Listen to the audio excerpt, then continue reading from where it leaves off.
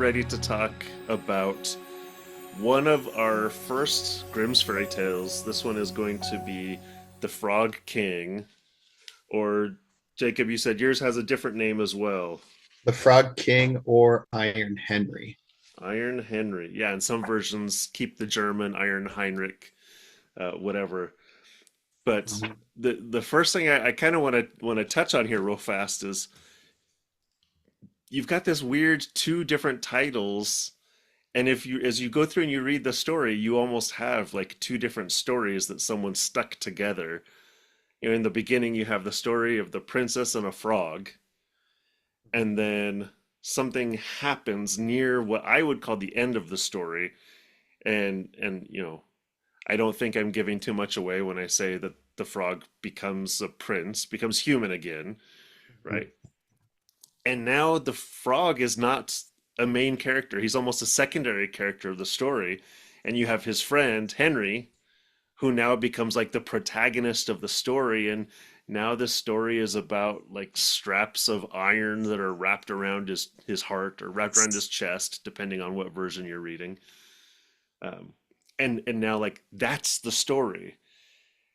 And so like one of the first things that I want to bring up here is like when you feel you're reading a fairy tale and you feel like there's a really intense like shift in the storyline, or the main character suddenly changes and like the person who was the main character just disappears and now there's a new main, like to me this is a pretty good indicator that we're not just reading a children's story here. This isn't about like continuity of the story.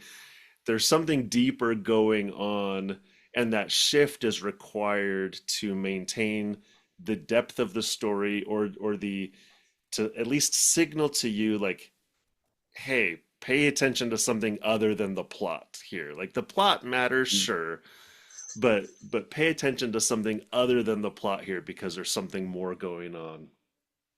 As I read it the first time, that really didn't jump out to me as being kind of strange, but it's definitely clunky now Yeah. that you kind of mention it. And yeah, I'm looking forward to unpacking that one. Well, and just the more and more fairy tales and folk legends and things like that I read, like you see that repeated quite a bit. There's some where it's like Interesting. simple story, start to finish, but then there are others where like the protagonist changes halfway through, or even the environment changes radically over and over and over in different points. Mm.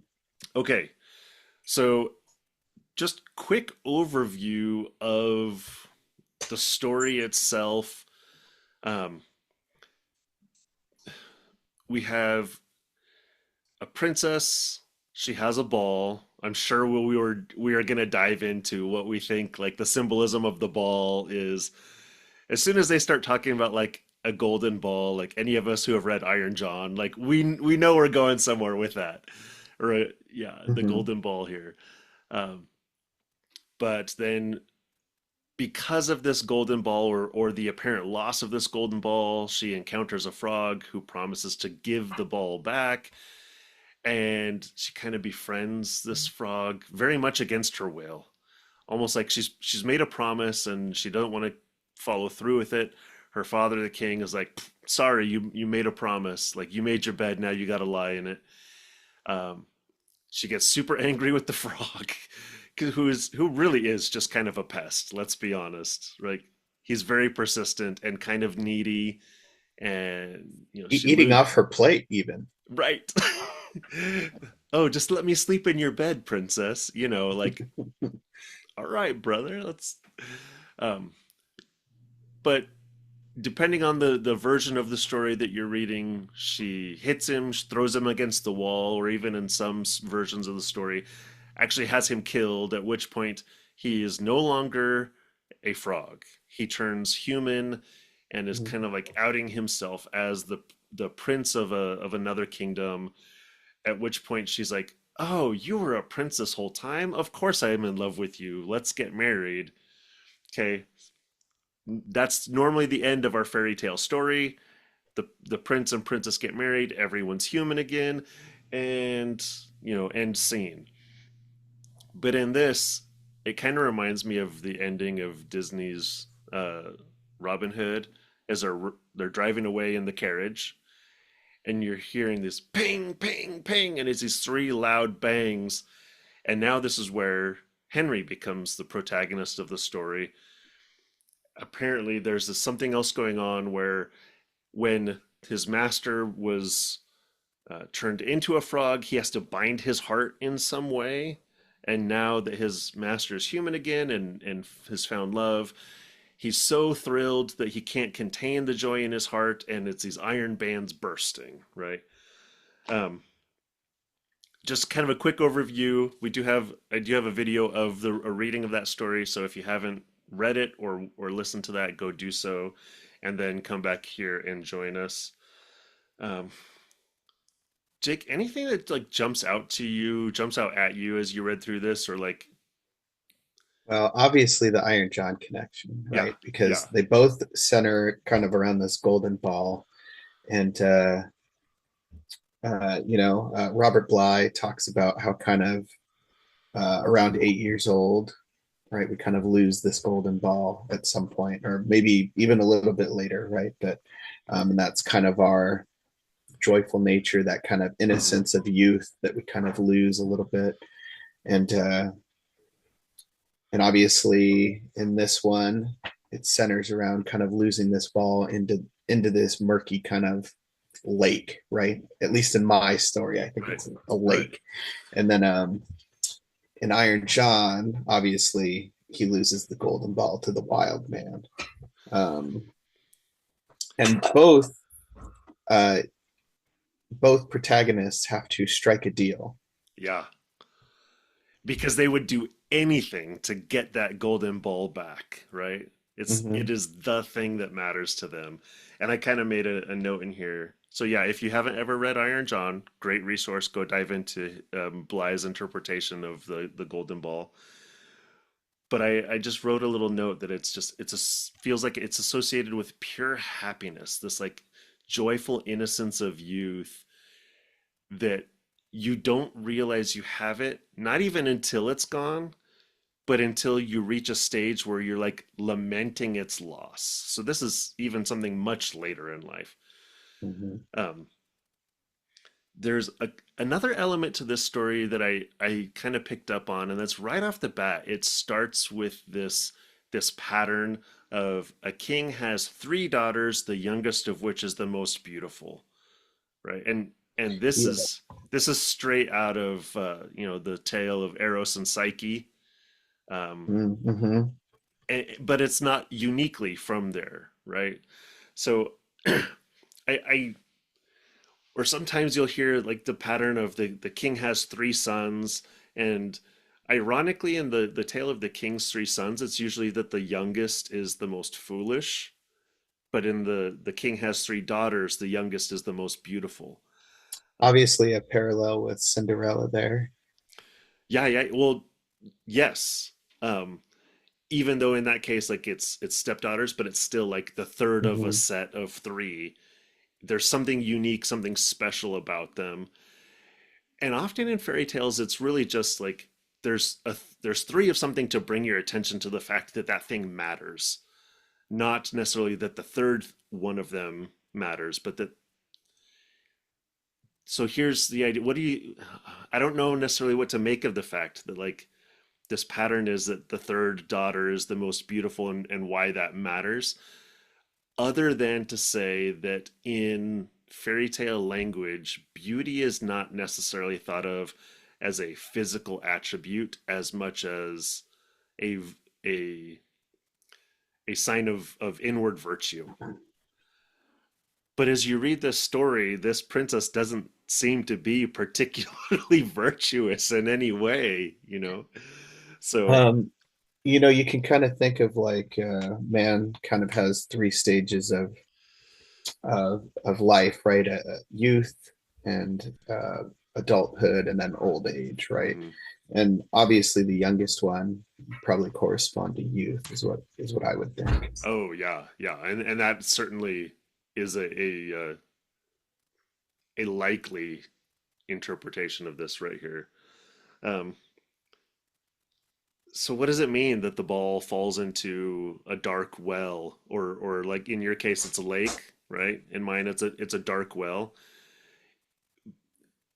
In and Oh, even it if is you a well actually in mine too, and the okay, well was deep, so deep. but Okay. even if you like if you read in Iron John, which we will dig into later, not the book but the actual fairy tale, uh, the ball doesn't go away. It's just suddenly beyond reach. Hmm. And in Iron John, the ball now seems to be in someone else's control, and in the Frog or Frog King, I think is what I'm using here, the Frog Prince, whatever. Um, the ball seems to drop below the surface of water, and especially the idea of dark waters, deep dark waters, are often symbolic of the subconscious mind. It's Hmm. there, but it's inaccessible. Um, Sometimes it can even be chaos, right? oh Waters of yeah, chaos. oh yeah, oh yeah. We had a fantastic conversation about that earlier today. Um, it was great. Uh, so I think in here, like again, it seems to be within the reach of someone else. Someone else is willing to go get it and bring it back for us and give it to us once again. Like to me, this echoes like the early stages of what a lot of us would call codependency, where Mhm. someone else is going to be the source of my happiness, or someone else is going to make happiness accessible to me again. But I have to, like you said, strike a bargain. I have to give something up to this person in order to have my own happiness accessible again. Um, and you know, in this case, the bargain is that hey, this frog just wants to be your friend.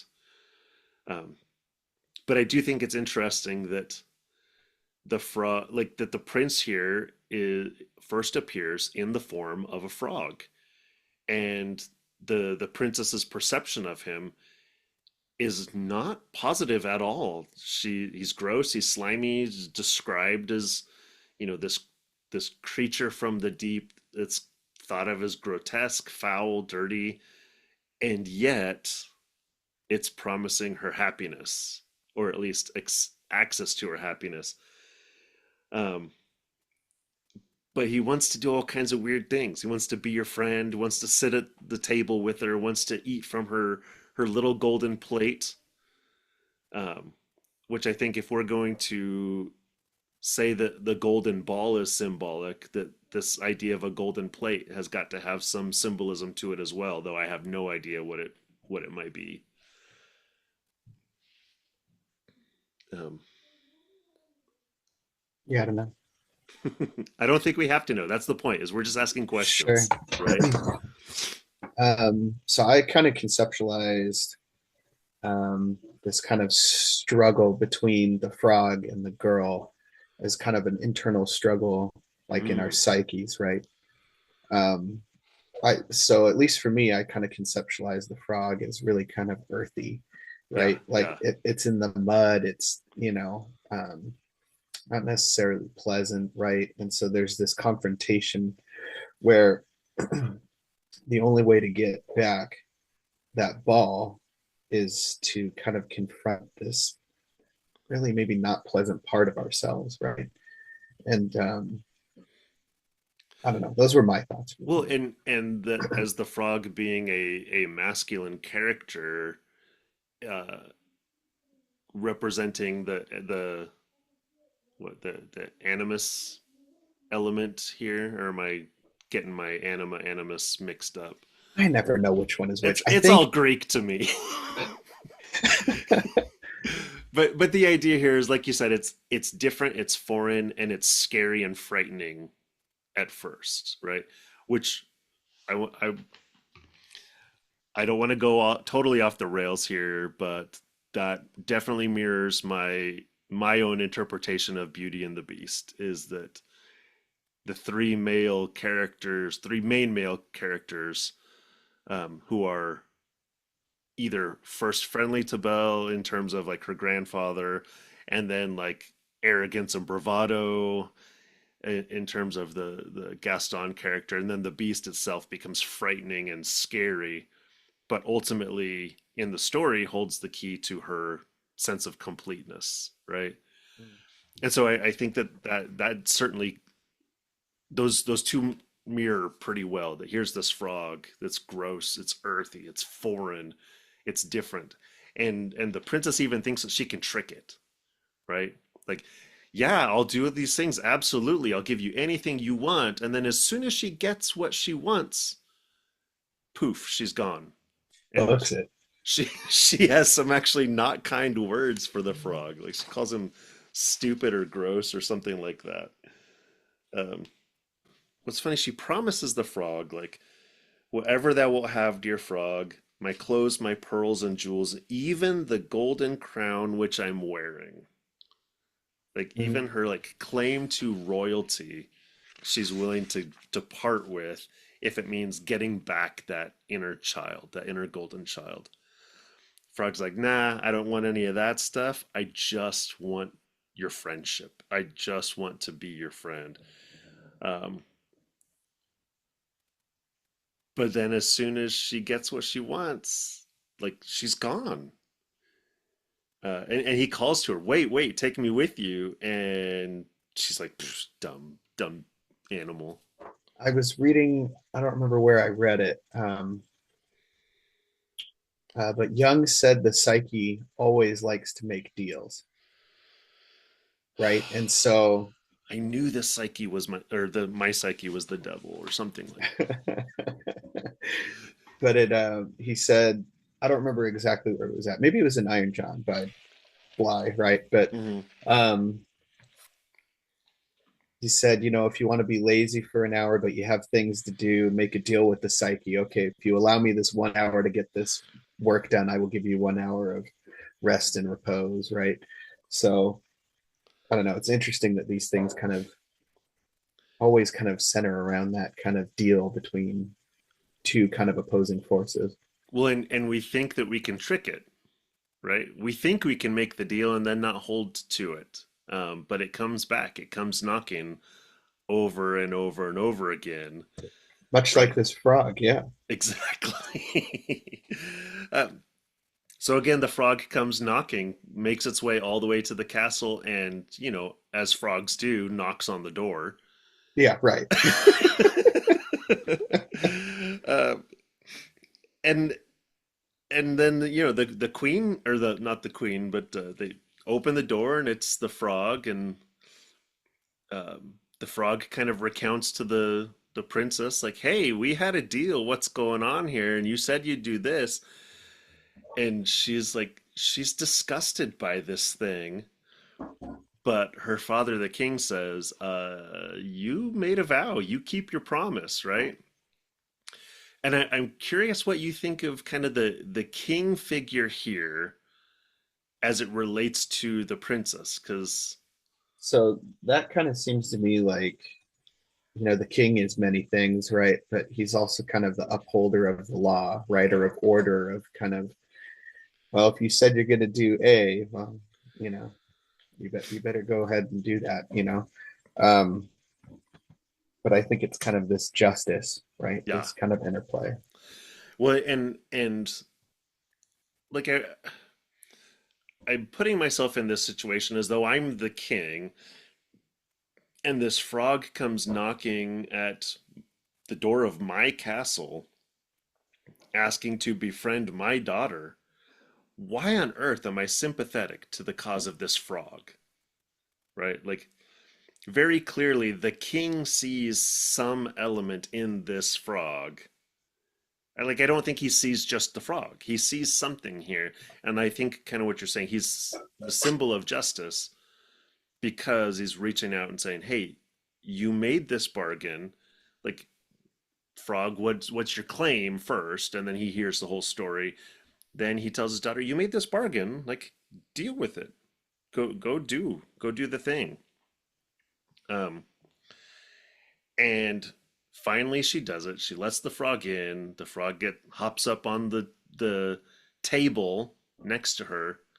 And now this is where the golden plate comes back in, like, let me eat on your golden plate. Um, and I'm, now that thinking of this as a singular character, like internal psyche, like, can I share a table with this other element of myself, with this other aspect of myself? Um, That's eating off my plate, right. and it's disgusting. And it's right, it's grossing me out. It's doing things that make me feel socially awkward. Um, can I make space for that? Mm, okay. And the answer is no. I would rather die than eat next to a frog. Even well, yes.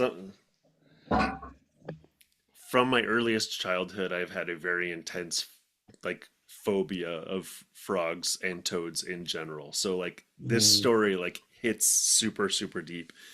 Even thinking that it's a metaphorical frog or a archetypal frog here. Um, but the frog doesn't just want to eat at the table with you. After the frog has eaten at the table with you in a very public way that makes you feel gross and ugh, now the frog wants to go to your bed. Yeah, it wants to commingle with you or Right. It whatever. wants to get into the deepest accesses of your most intimate moments and become a part of you, right? Uh,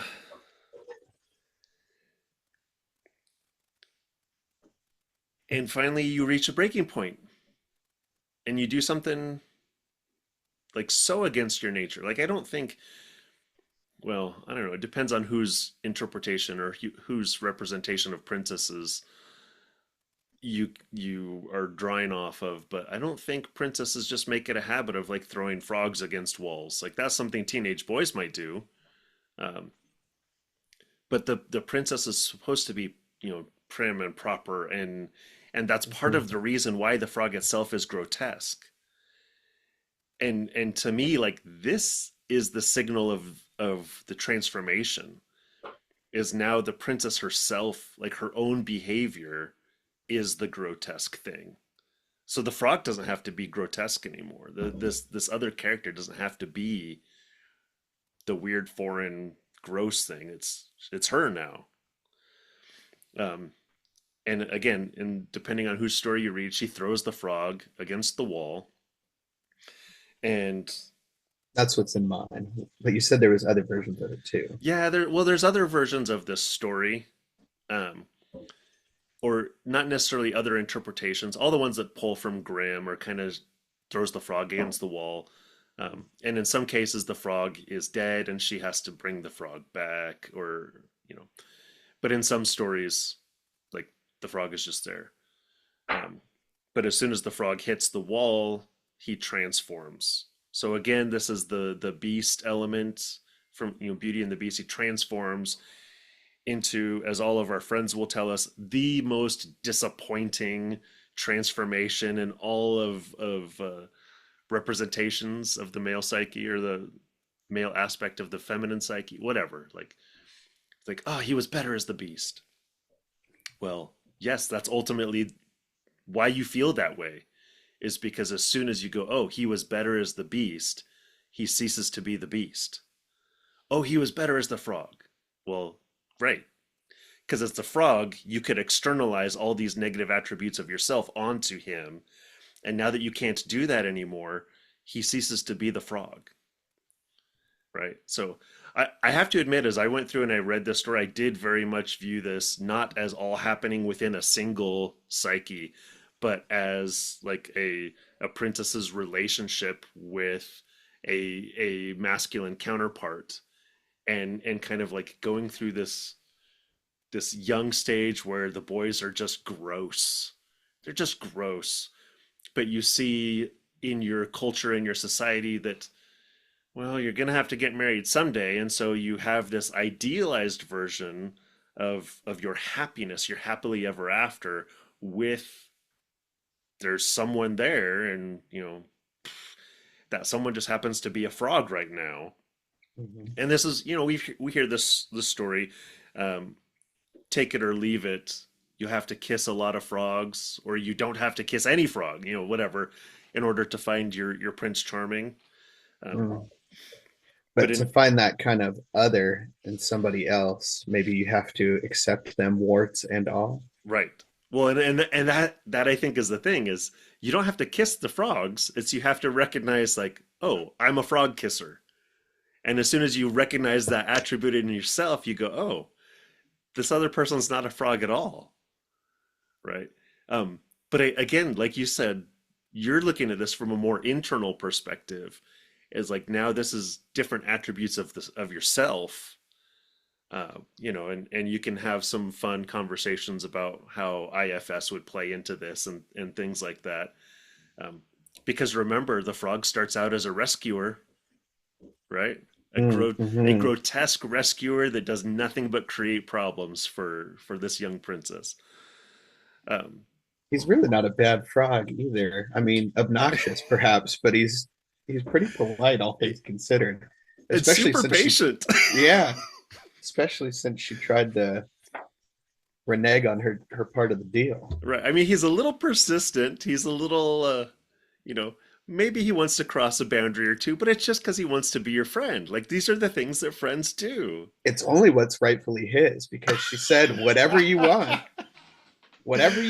Yeah. Okay, well, this is what I want. Yeah. That's true. That was part of the bargain they struck But earlier. also, it's nothing that she named that she's willing to give him. Right. Right. Yeah. And but ultimately she did agree to it, right? She did consent and knew full well what was going to happen. Um, okay. So he turns back into a prince, no longer a frog. Um, they're happily wedded. Now, this is interesting. I want to touch on this because fairy tales can often go like super vague and they just like skim over a lot of details, or they will like hyper fixate on something, give intense detail. And this carriage is very detailed. 8 white horses, white ostrich feathers on their head, harnessed with golden chains, right? So, and I don't know that there's necessarily something symbolic about the number 8 here, or if this is just like a representation of the richesse of this prince. That's like he really does have a lot going for him, um, and and and so he's able to have this illustrious carriage pulled by 8 horses, and these aren't just 8 horses. Like these are ornamented horses with ostrich feathers. Because I don't know where you're getting ostrich feathers in Germany, but they ain't raising ostriches in some ranch down on the Rhine. So now it's talking about his international power or influence. Um, Not that those are again the things that like make him who he is, but it explains somewhat why Henry now is like, hey, I love this dude. I love this dude more than anything. It's not just that he's rich. He's gained his riches by being a good guy, by engaging in trade with people. Uh, but again, I might be reading too much into the carriage itself. But like now suddenly we're introduced to this character Henry, faithful Henry, Heinrich in some versions of the story. And now he explains how he had strapped his heart with iron bands. Clearly, this is not supposed to be like a literal thing. Um, and I'm trying to think. Okay, we've totally shifted gears. Now we're not talking about the relationship between the princess and the frog, the princess and the prince, the princess and the king. Like none of that is even part of the story at this point, other than we've done all this to identify who the prince is. And now the point of the story is a relationship between the prince and his friend. Now, even as if we're looking at this within a single psyche, it's almost like now the friend or the prince kind of joins in, but the prince brings a friend with him, and this friend is like super super loyal to this prince, this figure.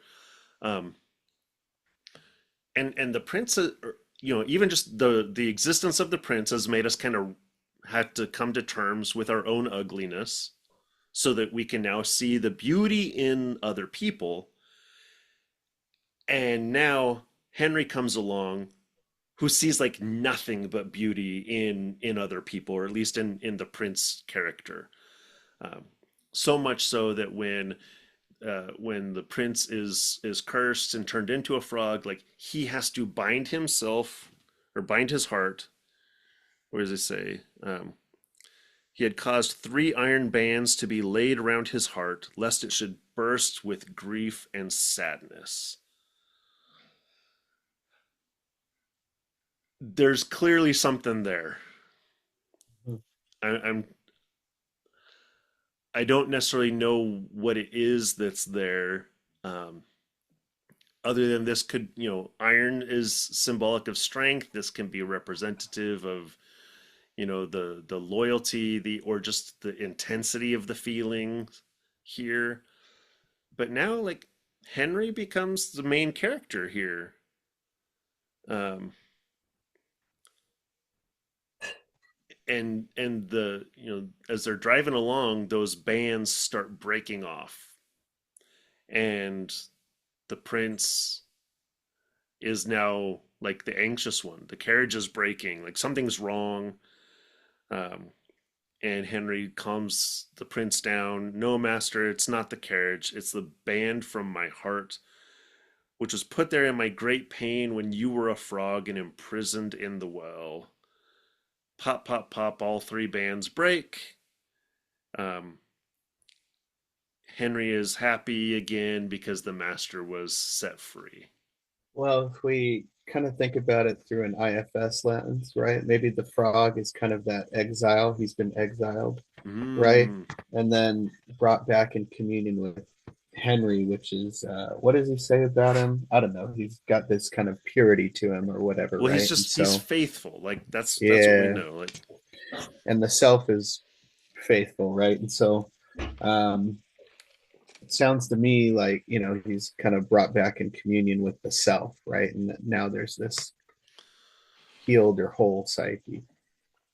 well, and the idea of Henry being faithful is that he would be there to serve, um, even these elements. Like you said, there's the exile, the frog that's cast out, and Henry's there, and he never leaves his side. Like, he doesn't come into the story until right now. So where's he been this whole time? Well, he's just been subconscious.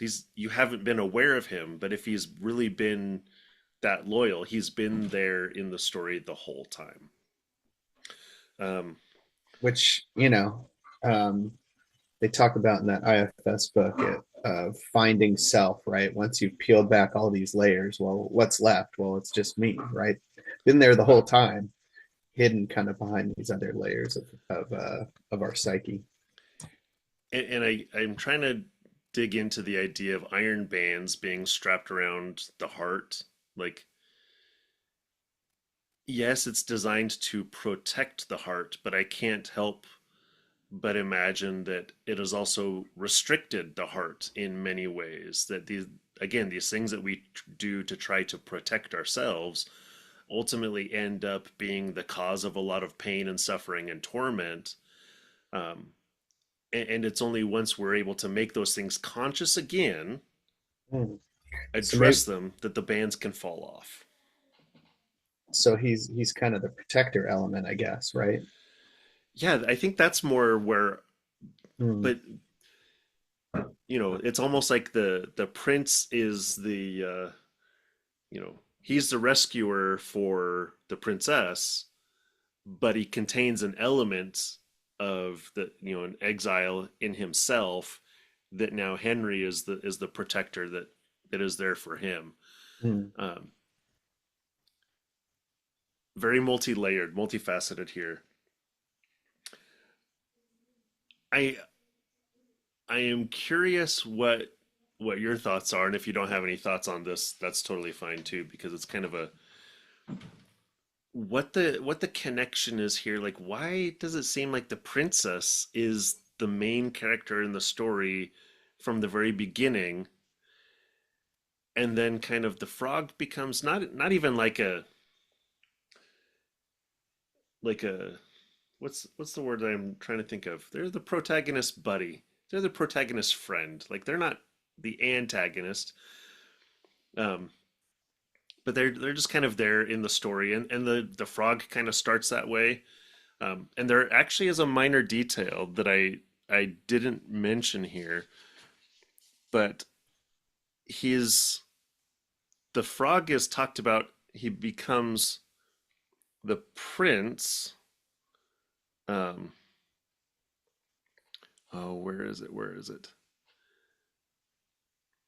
The, but when he awakes the next morning after she throws him against the wall and he becomes human again, now he is described as the king.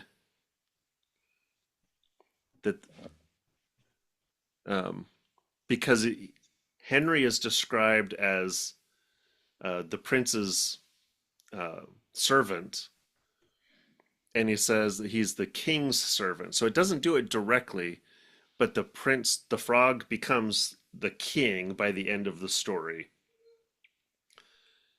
and Henry now is, but like, You know what I didn't also realize until I was just looking for that line that you're talking about. yeah, Um, what is it? Oh, Then they went to sleep, and next morning, when the sun awoke them, I didn't realize that the sun is mentioned there because the sun is also mentioned early on in the story too.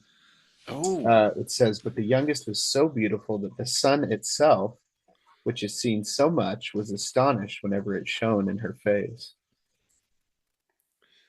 and so now it is this light of the sun that reawakens both of them now in this Mhm. transformed state, right? Like now she's in right relationship with her masculine counterpart internally, we're talking, right? Not a man in her life, but with the masculine aspect of her own psyche, who itself has now been transformed or promoted, I would say, from prince status to king status, now that they're in right relationship again. And now this other servant comes back, and I can easily see that this could just be like the release of some other stresses, um, some other tensions, uh, that might make you think, hey, something's breaking. Like there's this element of fear. The carriage is breaking. We're on our new journey, but we're not going to make it far because something is breaking down. But the reality is like, no, it's all of these other pieces that were held in improper tension are now being let loose and put back in their proper place again. Um, Right. And if you've done any kind of work on yourself, like yeah, yeah. it feels weird to be in a new and kind of foreign relationship with yourself It feels and like the having to carriage is breaking.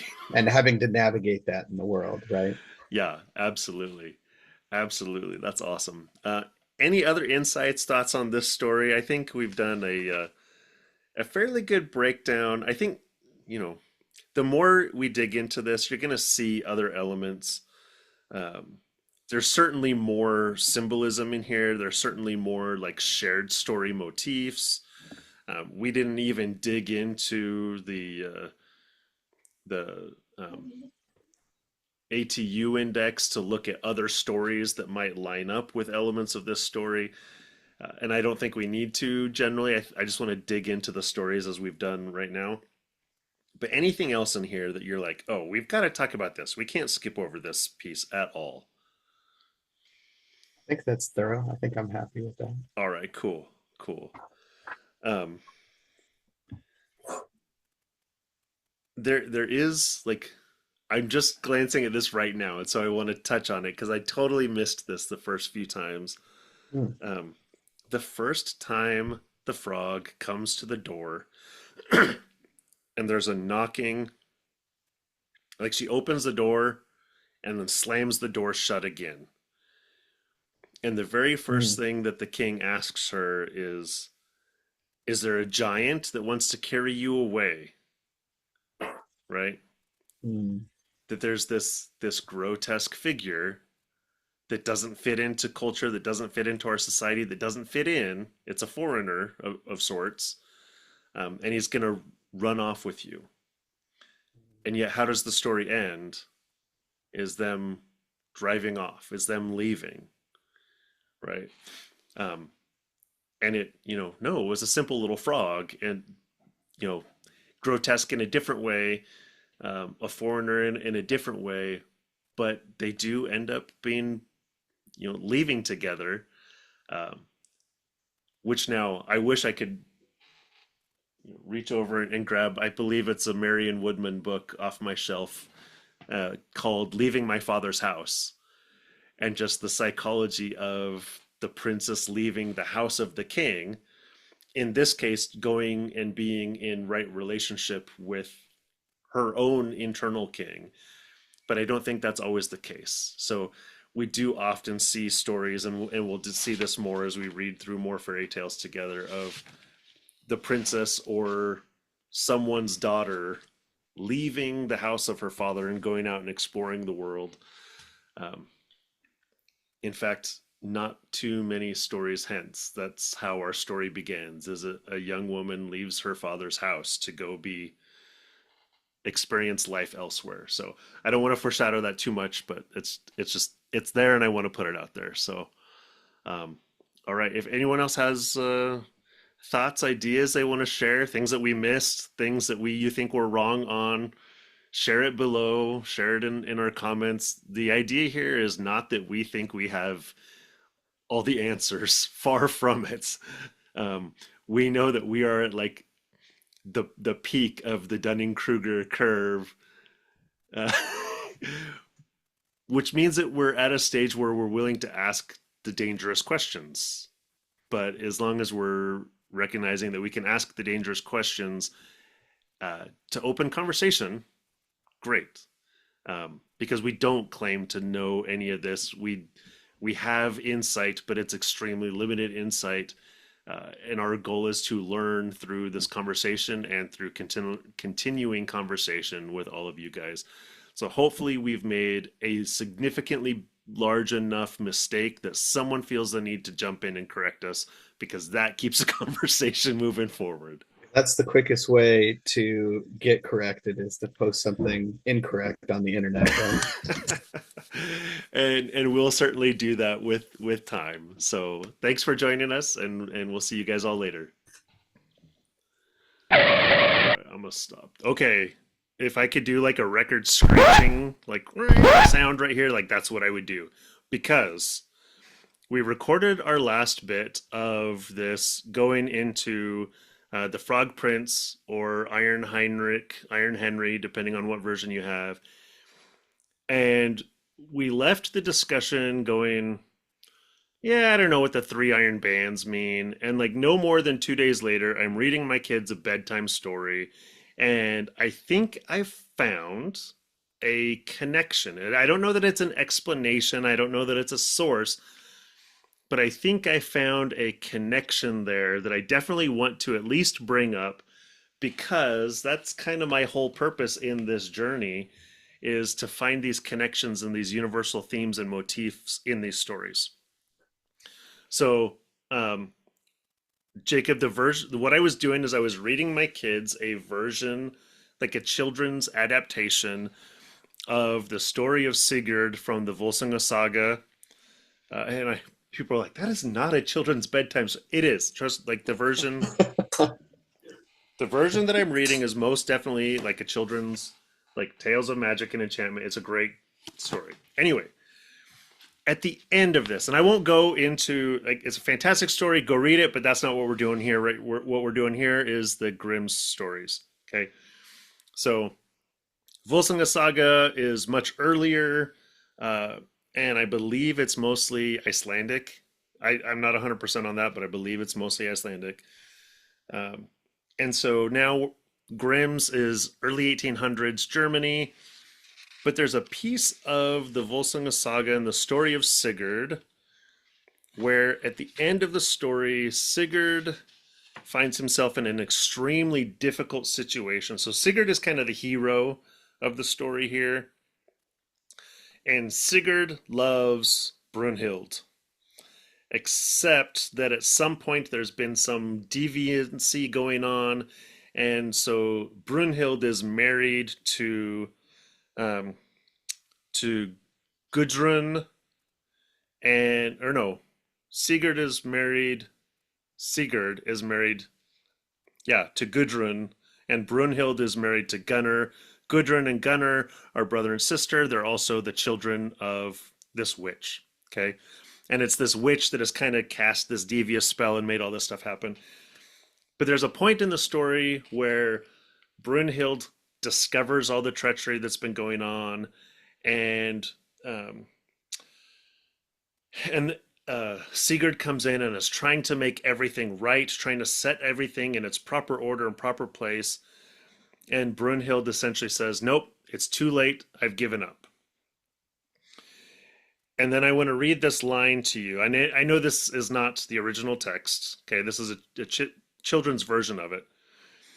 But it says, "Then Sigurd was so grieved, and his heart so swelled in his breast, that it burst the steel rings on his shirt of mail." So if we're reading Iron Henry or the Frog Prince, now we have the prince's friend Henry Heinrich, whatever version you're looking at, and he had placed iron bands around his heart to protect it from bursting with sorrow when the princess turned into a frog. And as they're driving away, those bands burst, and we're like, I don't know, like sure, like he's happy, whatever, unbreakable, bonds of brotherhood that exceed or stronger than this, whatever. I don't know, but we're kind of like, I don't know what this has come from, and I don't know that this is necessarily like drawing on the same symbolism, or if it's like one is the source material for the concept that the other is. But I couldn't help but notice this parallel between these two things, that both of them were like heart bound with steel rings, except one is external in this chainmail shirt. And but in both cases, like they're having such a strong emotional reaction that it's strong enough to break steel, right? Any Or thoughts on iron, that? I guess. And Iron, yeah, yeah, iron. Thank you. well, steel and this Icelandic tale, but iron and Iron Henry. Right.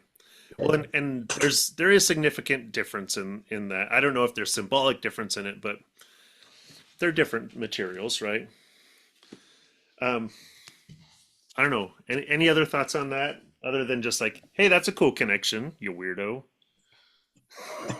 Um, no, I don't know that I have anything off the top of my head. However, I guess in Sigurd's tale, it revolves around this cursed ring as Hmm. well, and that eventually ends up kind of being his demise, I guess, symbolically. So, Yeah, and I said I wasn't going to get into this. We had talked about this a little bit, but if any of you watch this and like you're a fan of Lord of the Rings or any of that stuff, like, and I can't imagine you would be watching this if you weren't, but go read Volsunga Saga. It's the source material for a lot of this stuff that Tolkien builds on. Um, it is, the Wagner's Ring Cycle and the Ring of the Nibelung and all these other things. It's the source material for a lot of that, even down to the Broken Sword, which I said I wasn't going to mention. I think the yeah, Broken Sword ties in here as well, but we won't go into that. Anyway, it's great reading material if you want to jump into it. Um, So where do you think the cursed ring connects in this story, or is it just kind of like the that there is a curse and it's all related to these ring shaped objects, or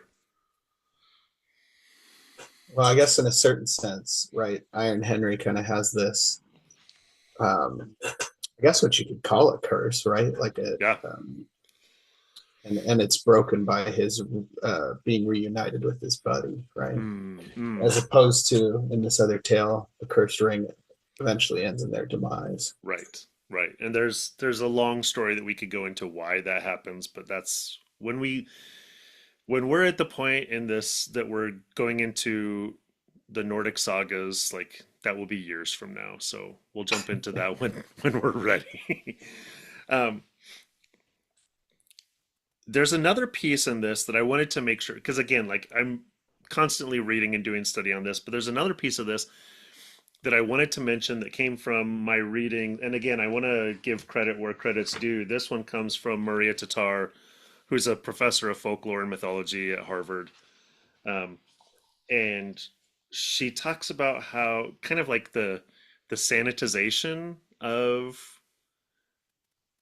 and not just the sanitization, like the moral sanitization, but the very explicitly like Christian sanitization of some of these stories and legends. Specifically, she mentions Iron Henry, and the piece that she shares in that, the little kind of insight that she gives, is that when the frog wants to get up in the princess's bed, that is like the final straw for this princess. And that's when, she picks up the frog, calls him an odious frog, whatever, which favorite new word, and throws him against the wall. And then the story says he falls down and turns into this prince, right? Mhm. What Dr. Tatar points out is that in one of the manuscripts from their original collection process, is that it says that the prince hits, or the frog hits the wall, and I want to get this correct. It says falls down into her bed and lies there as a handsome young prince, and the king's daughter lies down next to him. And then they kind of like she fulfills her promise, her obligation, whatever. Um, Right, which I think last time I said that in my version, she ends up or he ends up in the bed. However, on mine, it's only kind of implied that he ends up in the bed, but it's not explicitly stated. right, and in the Zipes translation of the Grimm's fairy tales, he says that he falls to the ground, right? Which again comes from some of their later versions, and that's something that the Grimm's brothers themselves edited and adjusted just a little bit from the story.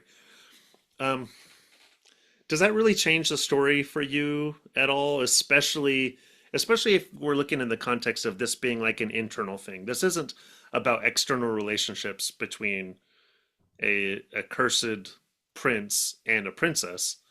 If we're looking at this being masculine and feminine forces, or even just different forces within one's own psyche.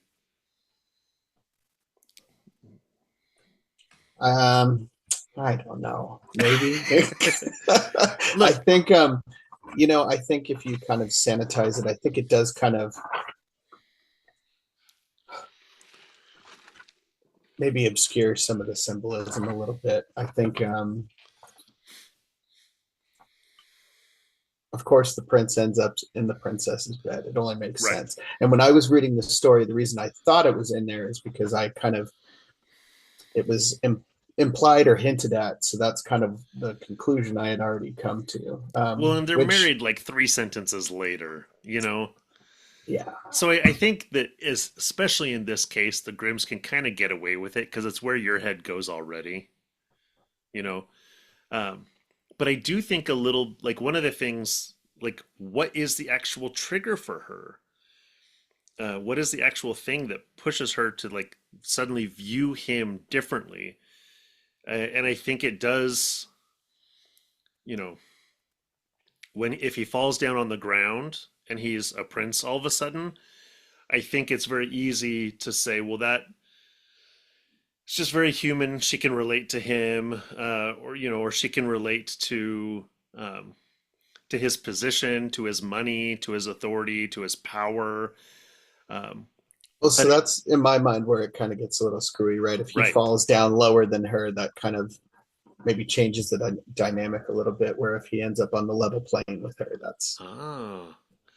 Well, and the very next thing that she does is join him on the bed, right? The trigger that is, and again, like if it's money, power, prestige, that's one thing. If it's like, oh, he's attractive, or he's attractive and in my bed, like that's a different aspect to this. And if we're looking at this within one's own human psyche, like what has to happen for us for the things that we're viewing initially as a toad, the things that are gross and offensive to us that are part of our own selves, what has to happen for those to become appealing all of a sudden? And does it have to appeal to like the most base desires in us? And whether you read that as base or based, that's up to you. But or does it have to appeal to something higher to make us shift gears? And I don't know that that matters, and I don't know that it's necessarily relevant to the story. It's just interesting to think about. well. If I could kind of borrow maybe like some biblical symbolism, Yeah, right? yeah. Paul talks about the scales falling from your eyes, right? And so it's not that the frog was ever not the prince; it was always the prince. You just had to see him in a different light, right? Oh, oh, I'm digging that. um, yeah, absolutely. Huh, huh, huh, huh. Now I could go back to the Volsunga Saga, talk about the scales of Fafnir the dragon, about how dragons, um, in these old stories, dragons are not born, dragons are made, or Mm. dragons become. And Fafnir is one of those dragons. Fafnir starts as a man, Hmm. and it's only when he kills his father to steal his father's gold and then starts hoarding the gold himself that over time he becomes a dragon, right? And Mm-hmm. so, yes, actually, I think that might be one of the original thoughts that I had because I there were a lot of connections to these stories that aren't seemingly obvious. Um, but it's that process of either going from man to dragon or reversing that from frog to man, um, or at least from, if we're looking at this within the psyche, from like a healthy masculine um, energy, attitude, whatever, to a distorted and dangerous one. Now we're getting dangerously close to introducing Beauty and the Beast to this conversation, and that's way for another time. Anyway, like any other thoughts on this? Uh, Not jumping out at me. Okay, So cool. okay. I just wanted to make sure because I was so annoyed that we had just recorded and then I have like all these like fun insights pop out of me or pop out at me, seemingly out of nowhere, but really it's just because we had recorded. It's fresh in my mind, and so it's there. So I'm seeing it everywhere. And I was like, oh, crap, now we've got to go back and we've got to record. We've got to add these other things in. I don't know that we'll do this to every episode that we record. Otherwise, they'll all end up being like 5 hours with 18 addendums. And no one wants to listen to that. Um, but just wanted to tack these two pieces on, uh, and make sure that they're there for discussion. If you guys have any other insights, questions, things like that, jump in and share. And we'd love to keep the conversation going. Anyway, thanks for jumping back on with me, Jacob, and recording. And we'll talk next time.